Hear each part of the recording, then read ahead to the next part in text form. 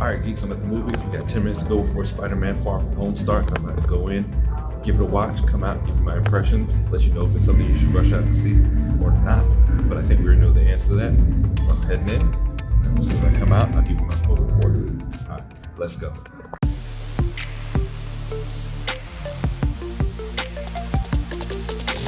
Alright guys, we're here at midnight to see Spider-Man. Found these two young ladies and I found Spider-Woman. Why are you guys here at midnight on a school night? 'Cause I know you guys are in school.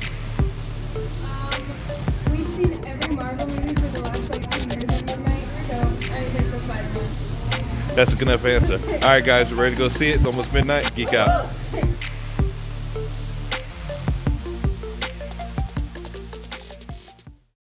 Okay guys, so I just came from seeing Spider-Man Far From Home. Walked out the theater.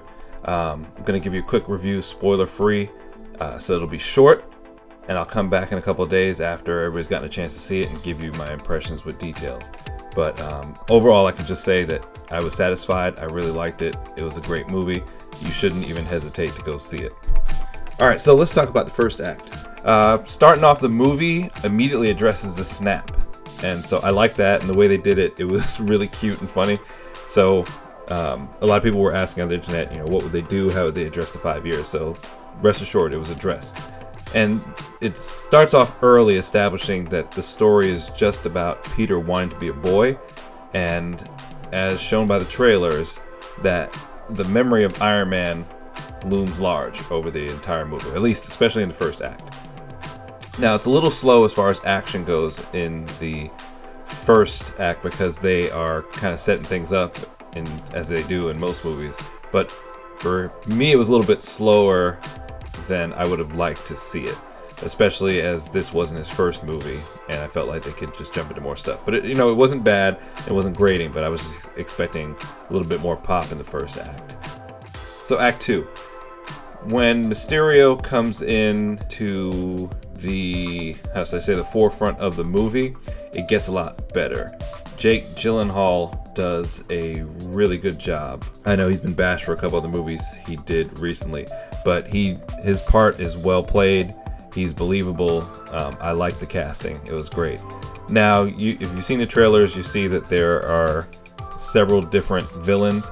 I will say that the one problem I have with the villains in this movie, Marvel kind of went back to the issue they had in earlier MCU movies where the villains' motivations were kind of weak, or should I say simple, and I thought they'd gotten away from that. And in this movie, and you'll see what I'm talking about, when the motivation is revealed behind the villain's actions, you're kind of like, oh. And the whole moment where it's revealed, it's kind of corny. And don't roast me in the comments for saying this, but it kind of felt like a DC movie. A problem I have with DC movies, a lot of times they try and go for grand moments that kind of fall flat and come off corny. That's how it kind of felt for me there. But anyway, I can't say what I want to say there because it gives away too much.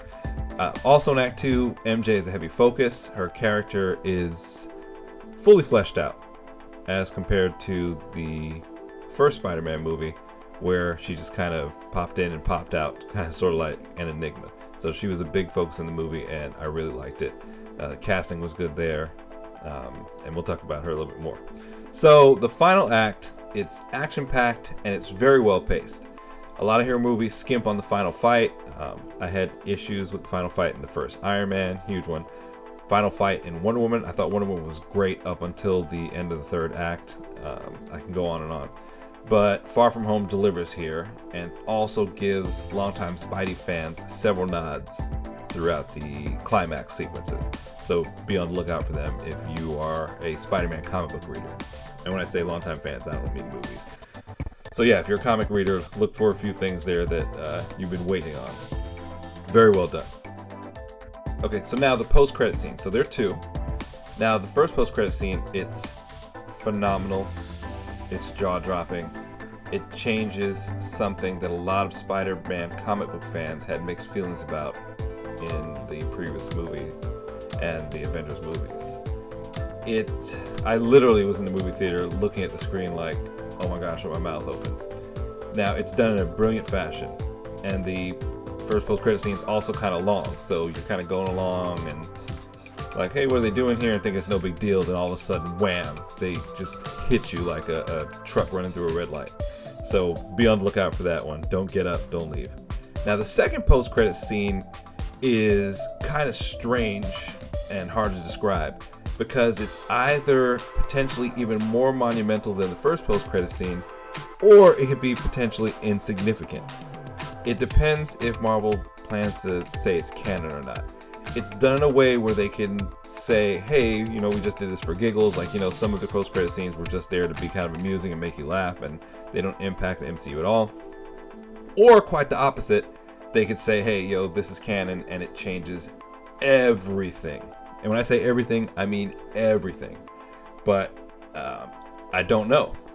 And maybe they'll say later on, it's kind of early, but just know that that second post-credit scene, don't miss that one either, because when you're looking at it, you're going to be like, oh my gosh. And then at the end, you're kind of like, well, what does this mean?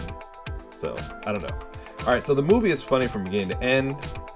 Not like laugh out loud, ha ha ha, but giggles throughout. I mean, you're giggling every 2-3 minutes. It's great. The CG is really good in most parts.